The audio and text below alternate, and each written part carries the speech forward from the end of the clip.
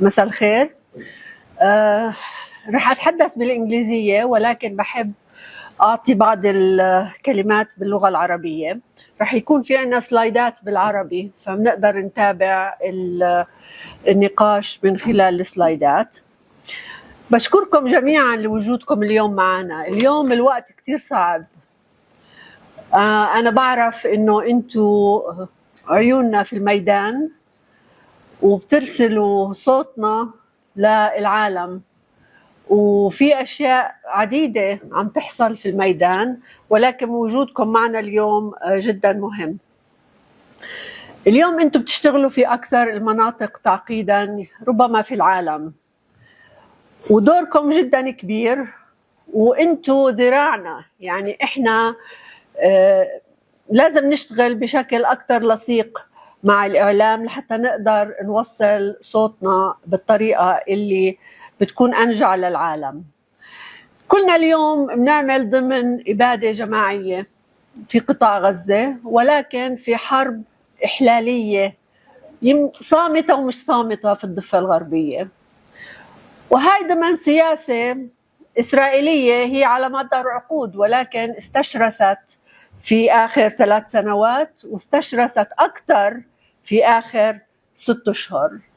اليوم ما يقوم به المستوطنون في الضفة الغربية هو سياسة دولة ممنهجة مدعومة من حكومة إسرائيلية وخطاب كراهية، ومحميين المستوطنين من الاحتلال والدول اللي بتساند هذا الاحتلال. الإجرام في الضفة الغربية عنوانه الأكبر هو الاحتلال الإسرائيلي.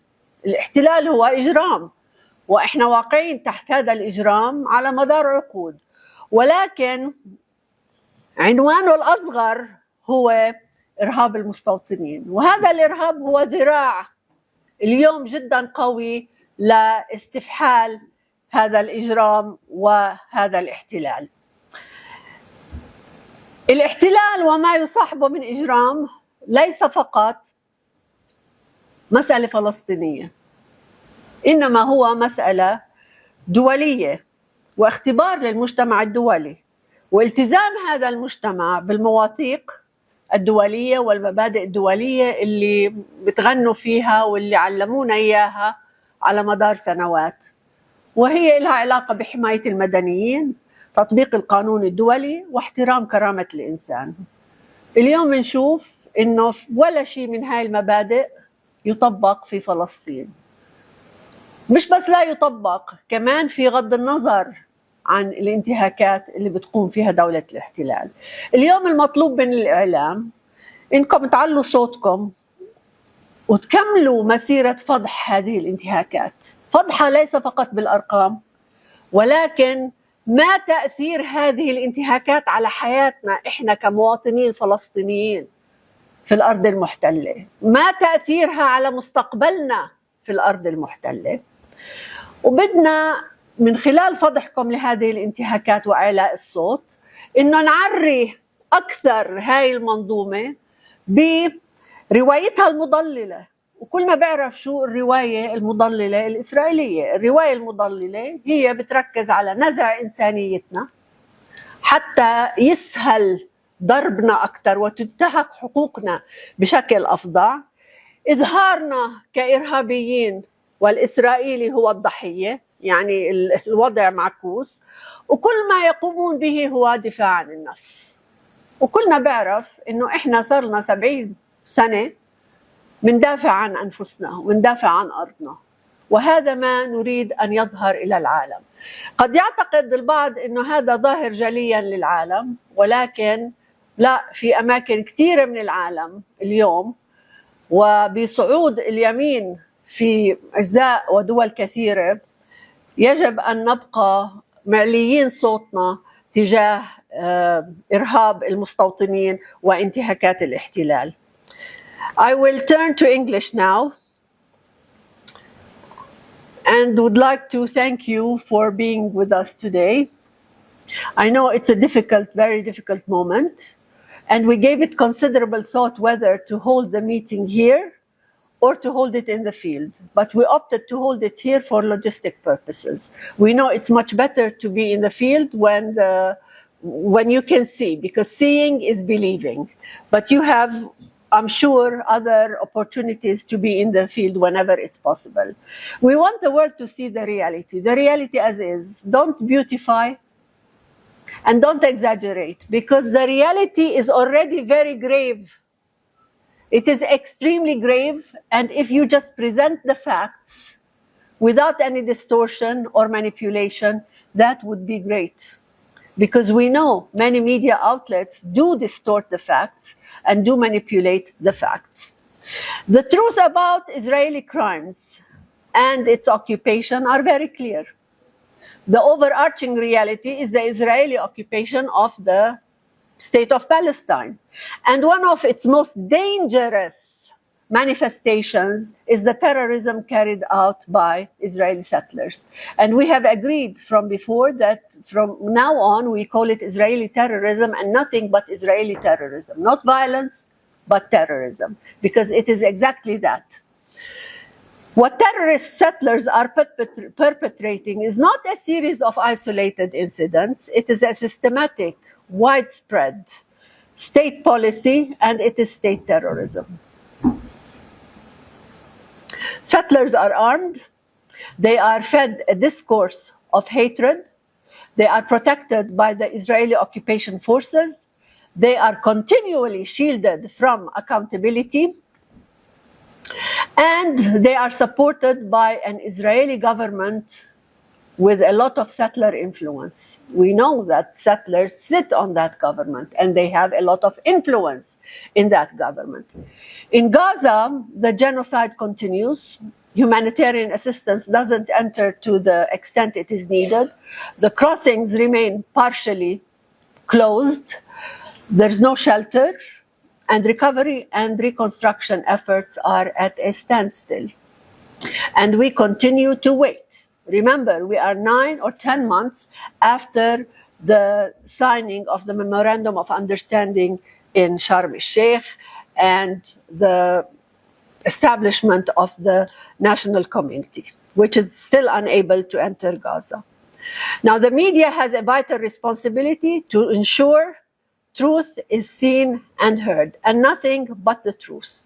We rely on all of you, on your professionalism, on your integrity, and your commitment to report on the facts as they are. Settlement expansion and settler terrorism simply are meant to impose facts on the ground through a systematic occupation policy.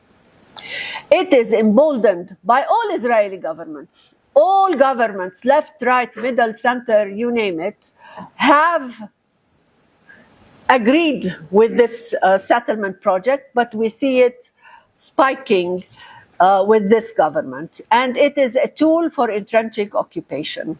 It is justified by the occupier state and its supporters under the pretext of security needs. This is what we have been hearing for 7 decades. Israel's security, or emboldened and justified by a biblical narrative and entitlements. It aims at creating facts on the ground that influences the future of the Palestinian people, the future of our land, and the future of any political solution. I don't want to go into the details of the statistics. You all know the statistics. But the statistics and the numbers are spiking since 2023, and more so in the first half of 2026. And very briefly, we've had 11,074 documented attacks carried by the Israeli occupation forces and settlers in 6 months. 3,488 were carried out by settlers, about 35%. At least 80 Palestinians have been killed, including 21 killed directly by Israeli settlers. 26 Bedouin communities were displaced. 42 settlement outposts, mostly pastoral, agricultural, and herding outposts. In terms of settlement planning, 113 master plans, 71 in the West Bank and 42 in East Jerusalem, 341 demolition operations, during which 740 structures were destroyed, 45 settler attacks on mosques in the West Bank, including the burning of 5 mosques and the demolition of partial destruction of 5 others. 4,379 dunams of land seized and 45,000 trees uprooted by occupation or attacked by settlers, occupation forces or settlers. What is horrifying is that 92% of investigations into settler attacks were closed. Only 3% of cases resulted in convictions. We need to continually say that. This is part of the accountability, the responsibility of an occupier state. Now, to discuss the horrific events in Tel or other areas, we cannot allow Israel's characterization of settler terrorism to define the debate. The only legitimate starting point is international law, not what settlers want, not what the occupier wants, not whether it's an illegal or legal settlement, outpost, not an outpost, it is international law. And there are 2 fundamental questions that should guide the discussion. The first question is, what are Israeli settlers, and more so the armed ones, doing in occupied territory? The second question is, why are the Israeli occupation forces accompanying and protecting those armed settlers when they go into Palestinian villages, cities, and towns, homes, and private property? Now, the ICJ already tackled both questions. It confirmed that Israel's occupation is unlawful. It also said that the settlement enterprise is unlawful and that continued presence of Israeli settlers and occupation forces in occupied land must end. This is super clear, and this is international law, and this is the highest legal court in the world. Now, settlers who attacked Tel and other places were not simply individuals committing horrific crimes. They were participants in an unlawful settlement enterprise. Their conduct was criminal, and the system that enables and protects their presence is unlawful. So one unlawfulness is leading to the other and complicating the non-compliance with legality. So only when we begin from that legal reality can we properly understand what is unfolding in the occupied Palestinian territory. What we are witnessing is a deliberate and systematic use of Israeli settler terrorism as an instrument of entrenching this unlawful occupation and colonial settlement enterprise. If we look at settler terrorism, we see that it spares no area. I mean, I just picked several areas, and the list can go on and on. If you look at Jalut, طيبة, دير دبوان, مسعودية, بيت إمرين, سوسيا, دير جرير, مسافر يطا, تل, بيت فوريك, بيتا, عطوف, راس الأحمر, خربة حلاوة, المغير, حوارة, عصيرة الشمالية, بوريم, قصرة, قريوط, قراوة بني حسن, many others. It's everywhere. It's from the north to the south of the West Bank, sparing no village, no city, no town. The atrocities committed in Tel on July 24, like those before it, and probably like the ones that will come in the future, are not isolated incidents. They are part of this systematic campaign of terror aimed at driving us away and out from our land and facilitating Israel's illegal settlement and expansion and the annexation of the whole of the West Bank. Over the past 3 years, settler terrorism has undergone a dangerous transformation.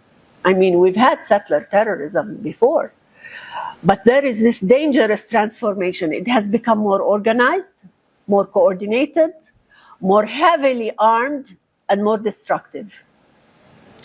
Armed settlers and militias today operate openly and across the occupied Palestinian territory under the protection of the Israeli forces or in direct support of those forces. Across the occupied territory, Israeli settler militias are killing us, inflicting torture, including sexual violence, burning homes, attacking places of worship, destroying livelihoods, and forcing entire communities from their land. Today, we should always say that occupation no longer merely tolerates settler terrorism. It increasingly relies on it. It's not just, a group here and there, a number here and there, like Netanyahu boasts. It's only 100 settlers that are doing all this havoc. No, it is an organized terror on which the occupation increasingly relies. What we are witnessing is not a failure of law enforcement, but the progressive institutionalization of settler terrorism as an instrument of Israel's occupation and territorial expansion and annexation. But let us be very clear. International humanitarian law clearly says that Israel, as the occupying power, bears the primary legal responsibility for the safety and protection of every Palestinian civilian living under its occupation. And we all know that this is very far from what is actually being carried out.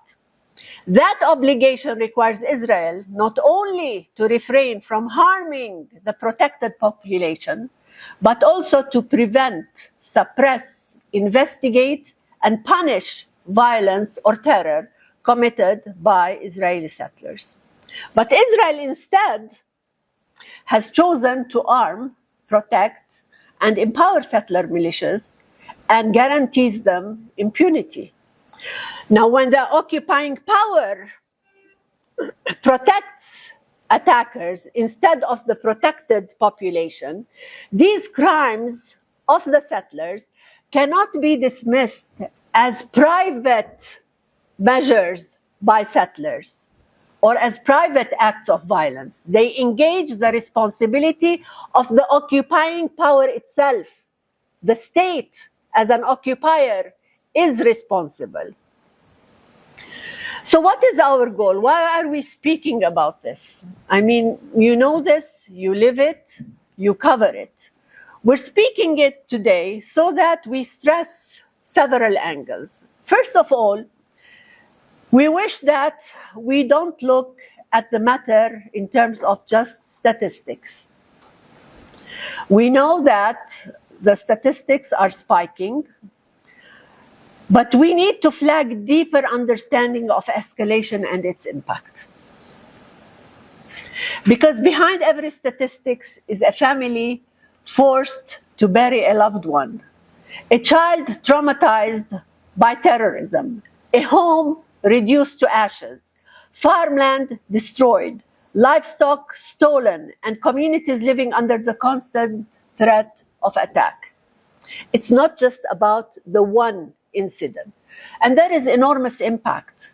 There's enormous impact on lives of Palestinians and our ability to steadfast.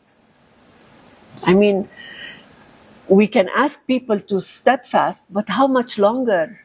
I mean, you fear for your family, you fear for your children, you fear for your life. There's enormous impact on losing security. We are all afraid because we are all targets. There's enormous impact on traumatizing innocent children and others. There's enormous impact on jeopardizing community stability.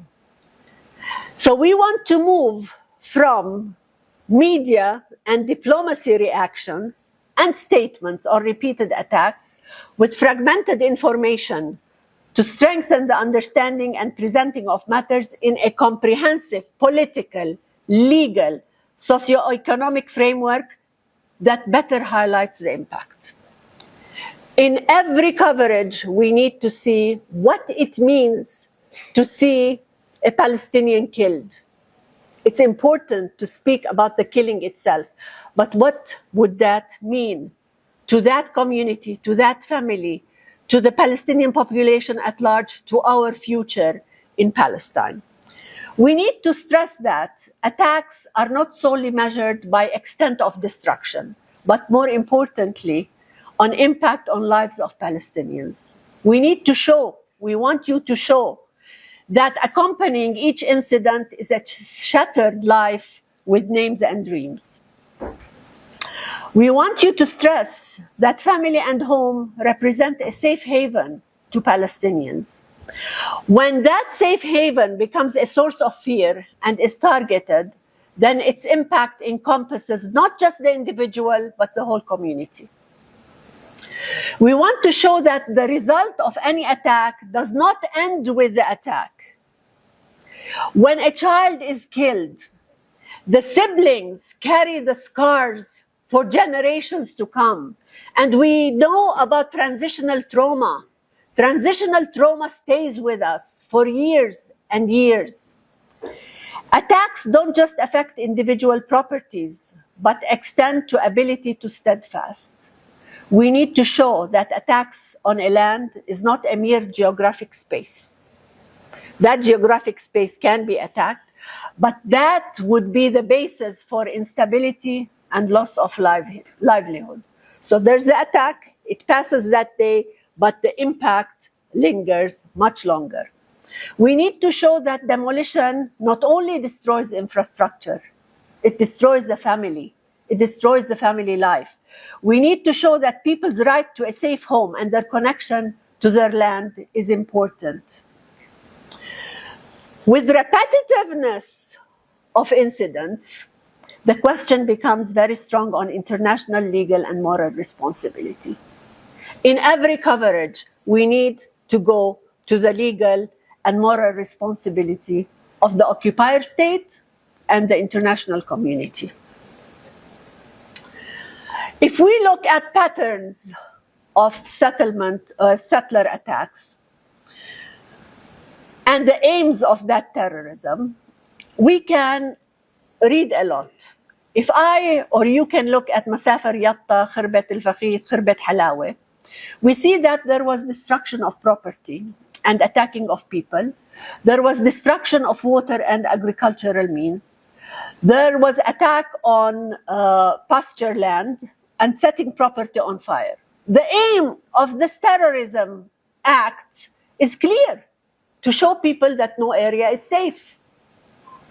And they're not only telling the people of the areas attacked, they're conveying the message and sending the message to the Palestinian population at large. If we look at Deir Dibwan, the killing in Deir Dibwan, it is telling the Palestinians that we're not only attacking areas close to settlements. We are killing to intensify fear even farther from the settlements. The aim is to show that they are everywhere and no one is spared. If we look at northern West Bank villages of Qisariya, Burin, Qasra, and Beit Furik, humanitarian services and medical teams were targeted. There were intensifying restrictions on accessibility and mobility. What is the aim? The aim and the message is that you will be losing your security and your ability to receive basic services. Everything will be complicated by what we can do. If we look at Tel, Qusra, Qaryut, Beit Furik, Jet, and others, there's increasing violence against medical services and teams, and the aim is to tell us, you are all targeted, we can curtail medical services or healthcare services to force people into desperation. Read the messages behind the attacks. The messages are very telling. So what do we conclude from the pattern of settler violence? We see in front of our eyes a relatively soft war of forcible displacement. making our daily living impossible. We see systematic targeting of infrastructure, water, medical services, clinics, etc., to make daily living in towns, villages impossible. We see attempts to break our steadfastness, not only through physical infrastructure, but also through our sense of security. And that's very difficult, because you can have your home destroyed, but if your spirit is crushed, then that's a completely different story. We see complementarity between the role of settlements and settlers. I mean, we see division of labor, and we see how they move together. We see simultaneous attacks and impediments. And this is an occupier state that bombards us left and right, center, so that we don't know where to start. We don't know what we should prioritize to tackle. We see simultaneous attacks on services, accessibility, violent incitement and acts, field control, all undermining human protection and law. We see attacks curtailing international and institutional presence and weakening of international support. When you don't allow access to international operators, when you curtail their mobility, all of this is telling the international community that you're part of our systematic attack.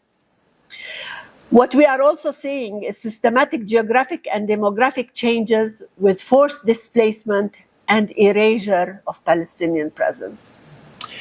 Now, it's not just about occupation and measures of occupation. Now the occupation has moved from occupation to attempts at erasure, and it is blatantly conveyed. So what do we tell the world as diplomats, and what we want you to tell the world as journalists? One, we want you to focus and stress that settler terrorism is no longer a consequence of settlement expansion. It has become its engine. Terrorism has become a method of territorial acquisition. Terror has become an instrument of demographic engineering, and impunity has become the official policy. They're all interrelated. And if you look at Till, for example, and the attack at Till, before the smoke had even cleared that day, Israeli settlers already moved to establish at least 6 outposts, colonial outposts, in occupied Palestinian territory. So please stress that terror empties Palestinian land and settlement expansion follows. Number 2, to redraw the map of Palestine. Settler terrorism and settlement expansion are not separate phenomena. They are mutually reinforcing pillars of the same unlawful colonial enterprise. And the aim is taking over. Number 3, playing victim by Israel must be strongly challenged. Israel continues to distort reality, because Palestinians defending their families, their homes, their livelihoods cannot be labeled terrorists. And we've seen the Israeli media and some abroad saying that what happened in Till was Palestinian terrorism. That can't be called terrorism, while armed settlers responsible for killings, arson, and systematic attacks are portrayed as victims deserving protection. This distortion seeks to criminalize the Palestinian people.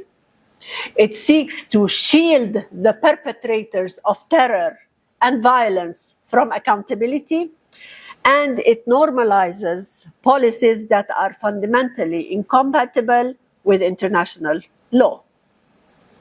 Number 4, we need to continually ask the international community to act and to reject any attempt to portray settler terrorism as a handful of extremists, because it's not. We know it's not. The reality on the ground shows the world that it's not. The scale, organization, protection, political encouragement, and impunity surrounding these attacks demonstrate a broader pattern that cannot be ignored. And we need to continue stressing that. We need to continue stressing that international law is very clear. Settlements are illegal, confirmed by the ICJ, by UNSCR 2334 and others.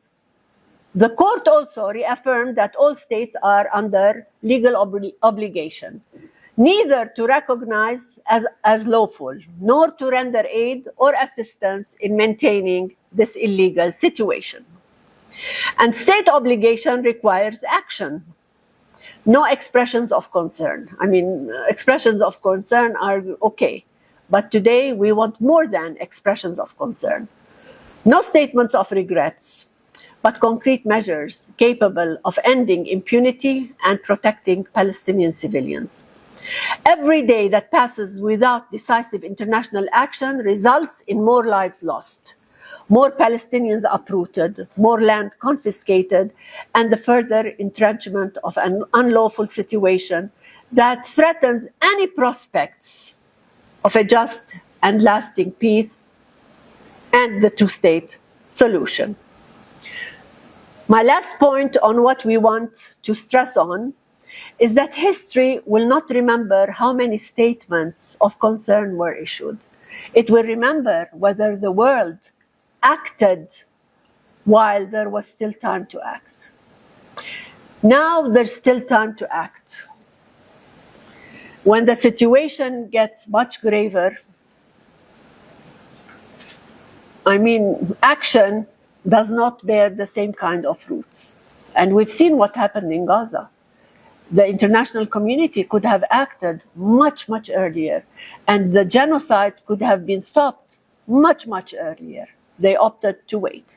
Failure to act now will not only embolden further settler terrorism and accelerate Israel's annexation of the occupied Palestinian territory, but will further undermine the credibility of international order itself, which is already undermined.